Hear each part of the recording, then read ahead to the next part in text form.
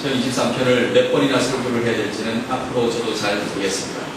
몇 번은 제가 했던 것 같고, 또 이전에 우리의 밥이신 예수님에 관한 공부를 하면서 시편 23편을 또 한번 봤던 기억도 있습니다. 오늘은 이 본문 중에서 그냥 딱 한 구절만 집중하려고 합니다. 여호와는 나의 목자시니 내게 부족함이 없습니다. 성경을 연구할 때는 몇 가지 거쳐야 기본적인 단계가 있어요. 그거는 뭐 일종의 단계고 방법이기도 하지만 그런 관점이기도 할 수 있을 것 같아요. 먼저 본문이 처한 상황을 충분히 이해를 해야 되고요. 특별히 역사적이거나 문화적인 그런 상황, 그건 2000년, 3000년 전의 상황이겠죠. 그리고 그 상황 안에서 본문이 의미하는 것이 무엇인가를 파악하는 게 참 중요합니다. 그리고 또 그와 달리 내가 이 본문을 읽을 때 나한테 어떤 주관적인 의미가 다가오느냐 이것도 확인하고요. 그리고 이것을 제가 현재 처한 상황과 맞물려서 비교시키기도 하고 재해석하기도 합니다. 그래서 여러 가지 층들이 있습니다. 성경의 본문을 이해하고 해석할 때는 그리고 또 여러 가지 관점을 가지고 본문을 접하는데, 예를 들면 본문이 가지고 있는 역사적인 사회적인 배경을 통해서 본다든가 그럴 경우도 재밌어지고요. 또 문학적인 양식, 예를 들면 성경 안에는 시적인 형식도 있고 또는 산문의 형식도 있고 계약서도 있고요. 그런 여러 가지, 또는 편지, 개인적인 편지, 또 나라와 나라 사이의 편지, 뭐 이런 그런 어떤 문학적인 양식 같은 것들도 많이 포함이 되어 있는데, 그런 것들을 어떻게 하나님께서 주시는 말씀과 맞물려서 생각을 해보실 것인가, 또는 그것이 가지고 있는 그 당시의 신학적인 의미는 무엇인가, 여러 가지 것들을 복합적으로 생각합니다. 이런 방법들을 사용해서 성경을 보는 그런 어떤 특별한 학문인데 유식한 말로 해서 해석하기라고 합니다. 별로 중요한 거 아닙니다. 그러나 우리들한테는 사실상 이 본문이 다가오는 그 깊이를 좀 더 심층적으로 맛보기 위해서 여러 가지 부분을 한 번씩 보는 것은 참 재미있는 일이에요. 그래서 성경 공부를 할 때 앞으로 우리 그런 일이 있었으면 좋겠지만 깊이 들어가서 치열하게 공부하고 이런 것들, 또 그 맛을 또 한번 그런 경우가 좀 있었으면 좋겠어요. 시편 23편은 시대를 거치면서 저 말고도 유명한 사람들이, 많은 사람들이 자기 나름대로의 방법을 가지고 수없이 많은 해석을 했어요. 저는 그 사람들의 발톱에도 못 갈 것 같은데, 그러나 너무너무 놀라운 것은 아무리 퍼내도 절대 마르지 않는 거예요. 외로울 때, 힘들 때 여호와는 나의 목자시, 내가 부족함이 없습니다. 이 한마디로 인해서 그냥 아이고 하나님 됐습니다. 감사합니다. 뭐 이런 모든 것들이 그냥 다가오는 그런 순간, 여러분도 경험하셨죠? 마르지 않는 분입니다. 오늘 제가 감히 한번 손을 대어서 어떤 은혜가 나올지는 저도 잘 모르겠지만, 앞에 선배들이 이미 해석하고 은혜를 많이 끼친 선배들한테 누를 끼치지는 말아야 할 텐데, 그러나 이 마르지 않는 하나님의 은혜를 한번 살짝 맛을 보았으면 합니다. 그것도 첫 번째 구절입니다. 조금 전에 말씀드린 것처럼 성경은 어떠한 관점으로 보는가에 따라 다양한 결과와 해석을 가지고 올 수 있어요.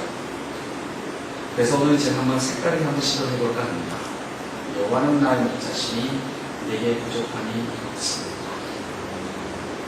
이 본문을 양의 입장에서 보는 것이 아니라 목자의 입장에서 한번 보겠습니다. 우리는 이 본문을 받을 때 양이다 라고 생각하니까 얼마나 기쁩니까? 감사하죠. 내가 실수하고 잘못해도 나를 구해준 누가 한 사람이 있구나, 든든한 그런 마음이 저변에 깔려있을 거예요. 심리학적으로, 심정적으로. 그러나 그건 은혜를 받는 아주 정당한 방법입니다.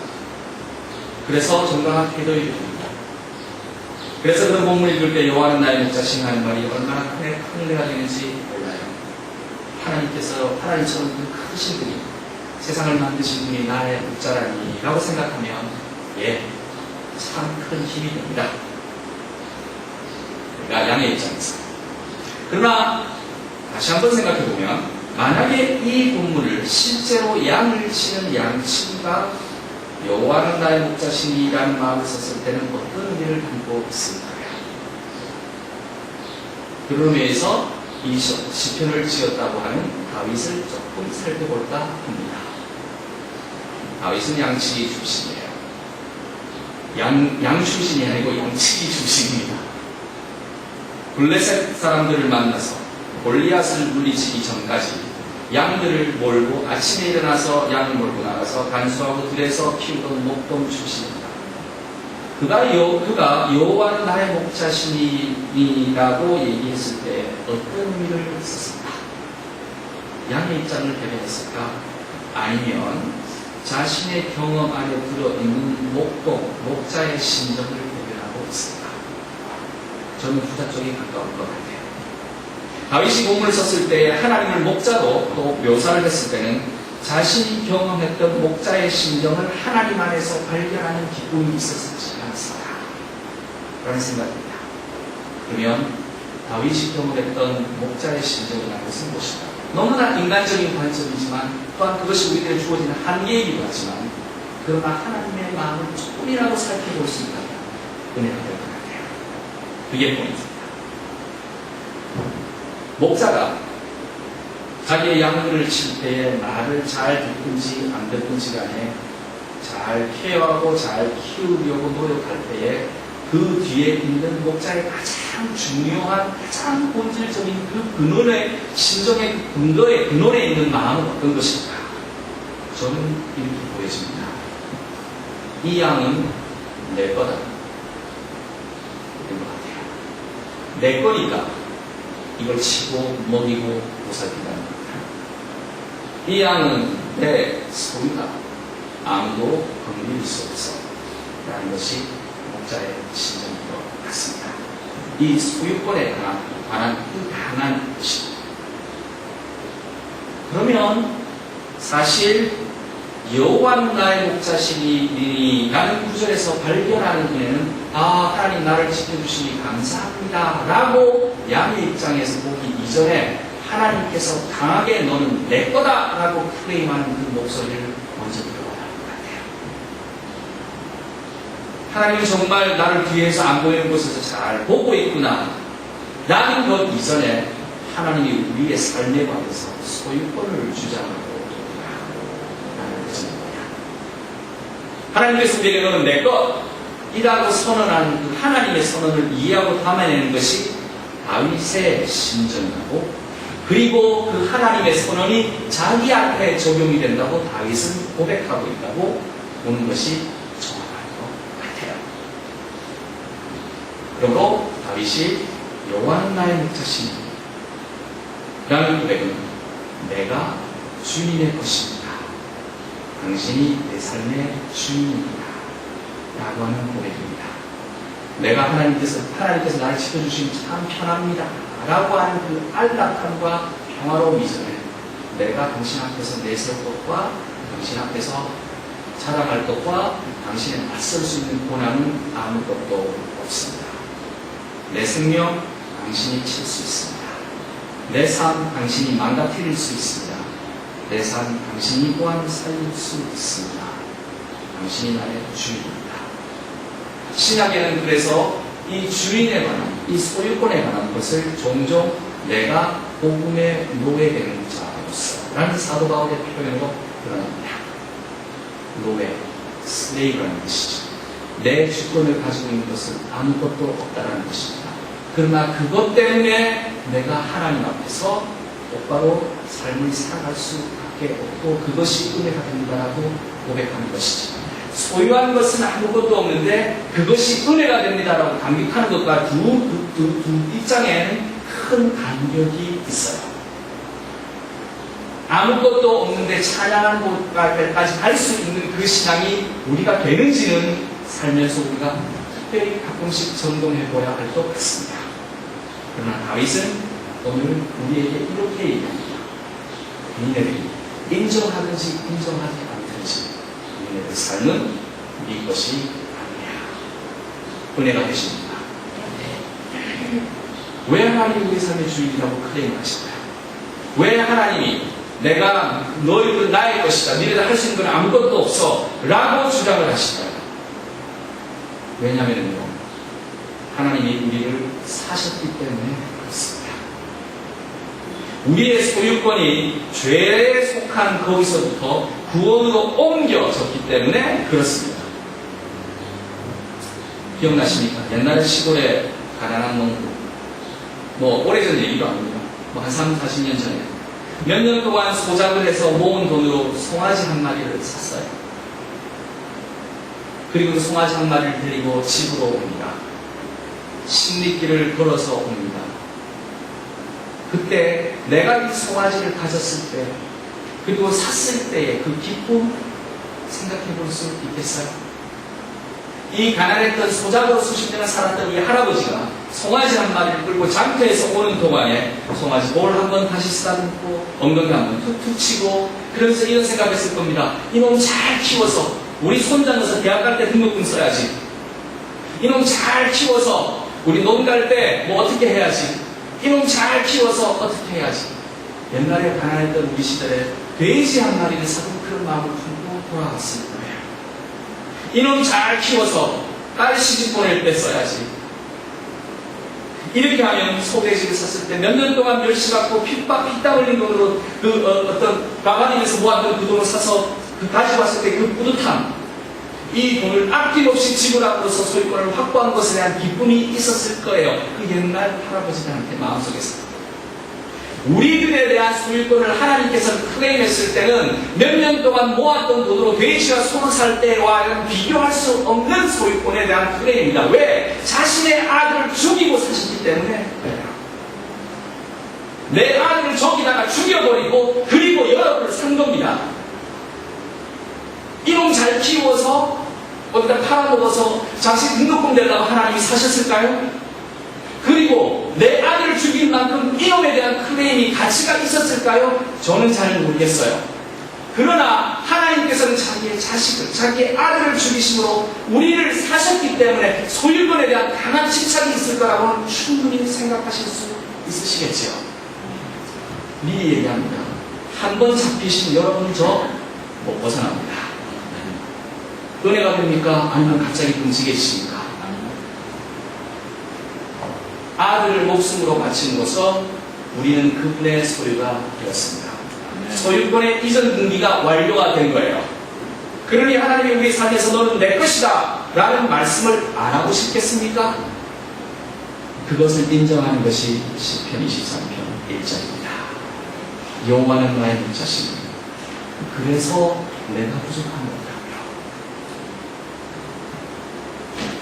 이 소유권을 주장하시는 하나님, 목자로서의 하나님은 그것에 대한 충분한 권리가 있는 또 하나의 이유가 있습니다. 사실 양을 소유권 이전한다고 해서 끝나는 것이 아니잖아요. 소 한 마리 소유권 이전했다고 해서 끝납니까?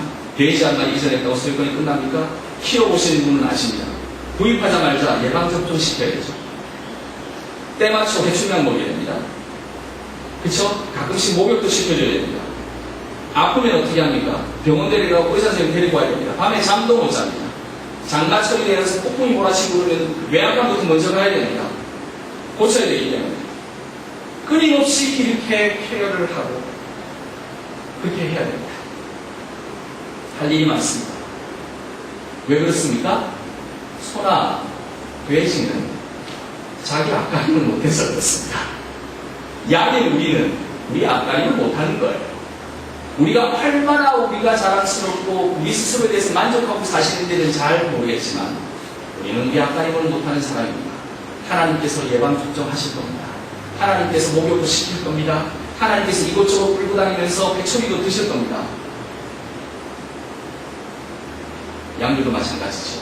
성질 좋은 놈도 있고 괴팍한 녀석도 있고 비실비실한 놈도 있고 이 양들이 잘 자라면 끊임없는 잘 자라기 위해서 끊임없는 케어가 필요한데 그것을 이제 하나님이 하실 수밖에 없어요. 성경에는 오죽하면 한 마리 양이 도망가가지고 저 절벽 끝에 몰려 도망가서 막 있는 걸 찾아가는 목자의 심정을 그려내는 우아한 이야기가 있을 정도니까 이런 놈 저런 놈 별별 놈들 다 있는 겁니다. 우리 스스로 착하다고 생각하면 큰 오산입니다. 말 잘 듣고 하나님이 목자가 말할 때 맨 앞에 줄 서가지고 이럴 것 같습니까? 아닙니다. 우리 뒤에 가서 사고를 미칩니다. 그게 우리예요. 우리 예방접종 필요하고 우리 교육이 필요해요. 우리 얼마나 어리석습니까? 그리고 얼마나 고집이 있습니까? 얼마나 못된 습관이 많습니까? 그럼에도 하나님, 목자로서의 하나님은 포기하지 않고 돌보시기에 하나님 내가 너의 주인이다. 내가 너의 목자라고 당당하게 말씀하시고 계시는 겁니다. 그렇다잖아요. 양치기는 양을 부를 때 이름도 알고 특징도 다 안다잖아요. 100마리, 200마리가 된다고 하더라도 그 목자는 그 양의, 우리 양에는 다 똑같아 보이는데 그 특성을 하나를 다 기억한다지 않습니까? 하나님은 더 하시겠죠. 우리의 약점, 뒤에서 무슨 꿍꿍이를 하고 있는지, 어디서 뒤에서 뭘 하고 있는지를 다 아시는 하나님, 그리고 우리가 가지고 있는 그 두려움도 아시는 하나님, 그리고 우리가 가지고 있는 그 배반의 계획까지도 알고 계시는 하나님, 그분이 우리 보고 주인이라고 얘기하시는 거예요. 근데 정말 하나님께 등록된, 그분의 소유권에 등록된 양이 되기 위해서 거쳐야 할 과정들이 그럼에도 불구하고 더 있습니다. 목자는 무엇일까요? 목자는 남의 집 양하고 구분을 하기 위해서 일종의 조치를 취하시고 계시잖아요.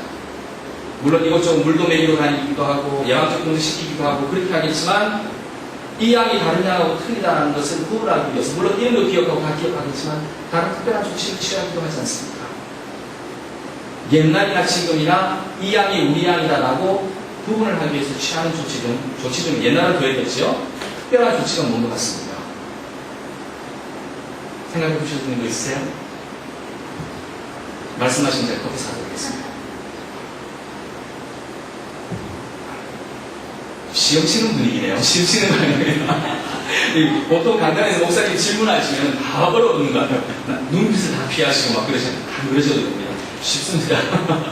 다른 양과 구분하기 위해서 목자는 주로 이런 방법을 씁니다. 벌겋게 밟은 쇠로 낙인을 찍습니다. 넘버 A, 확. 제 양 같으면 제 길을 확 찍어버릴 겁니다. 가끔씩 TV쇼에도 보이더라고요. 소들이 들어와서 미국 팜이라든가 그런데 브레이치 같은데 소들이 막 들어오게 되면 제일 먼저 하는 게 벌금 거 가지고 엉덩이에다가 낙인을 찍더라고요. 그때 소들이 엄청 뛰면서 막 도망가는 장면을 제가 요즘도 그러는 것 같아요. 너는 내 거야 라고 하는 것을 낙인을 찍습니다. 너는 나의 것이야 라고 얘기하는 것을 이런 낙인을 찍습니다. 너는 내 거야 하고 하면서 우리들한테 무슨 낙인을 찍은 것 같습니까? 십자가의 낙인을 찍습니다. 구원의 은혜가 돼서 감격스러울 것 같습니까? 아니면 한 대 맞아서 pun통 뛰면서 돌아다닐 것 같습니까? 눈물을 흘리면서. 우리가 쉽게 받아들이는 그런 은혜와 찬송과 감격의 낙인일 것 같습니까? 아니면 아파서 펑펑 울만한 고통스러워서 이리저리 어쩔 수 없이 몸둘 바를 몰라 하는 그런 고통과 신랑함의 낙인일 것 같습니까? 십자가의 낙인이 어떤 것일 것 같습니까? 행복한 경험일까요? 즐거운 경험일까요? 양들에게 솔직히 말하면 고통스러운 경험입니다. 십자가라는 낙인을 내 가슴에 받는 그 경험, 양이 하나님의 양으로 등록된다는 것을 증명하기 위한 그 낙인을 받는 그 경험은 아픈 경험일 겁니다. 물론 기쁨과 역설 속에서 받아들이는 감격의 경험이기도 합니다. 쉽지 않은 경험일 거예요. 불이 내 살을 뚫고 들어오는데 내가 가지고 있는 모든 죄성을 다 한꺼번에 불살라버릴 정도로 맹렬하게 나한테 쳐들어오는데 내가 지금까지 살아왔던 모든 사고와 모든 의식과 모든 경험과 내가 우리 잘났다고 생각하는 모든 것을 꺾어버릴 만큼 강렬하게 그 불이 우리들한테 들어오는데 그래서 낙인을 찍겠다고 하나님께서 클레임하시는데 아플까요? 기쁠까요? 즐거울까요? 십자가 하나의 낙인은 성령 없이는 받아들일 수 없습니다. 그렇게 우리는 클레임이 된 사람입니다. 십자가의 표시를 받는 것, 하나님의 소유가 되는 양이 되는 것, 이 모든 아픈 과정을 거칩니다. 죄인의 자리에서 벗어납니다.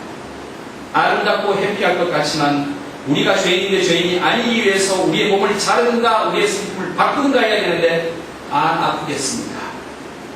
우리의 삶에 그리스도의 표시를 받는 것, 그리고 그 과정에 있을 때 그 아픔은 우리는 인정해야 돼요. 거쳐가야 할 과정입니다. 인정합시다. 만약에 성도님들이 이 아픔을 겪는 중이라면 그리스도의 표시를 받는 과정이라고 이해하시고 기쁨으로 인내하고 기다리며 감사함으로 맞이합시다.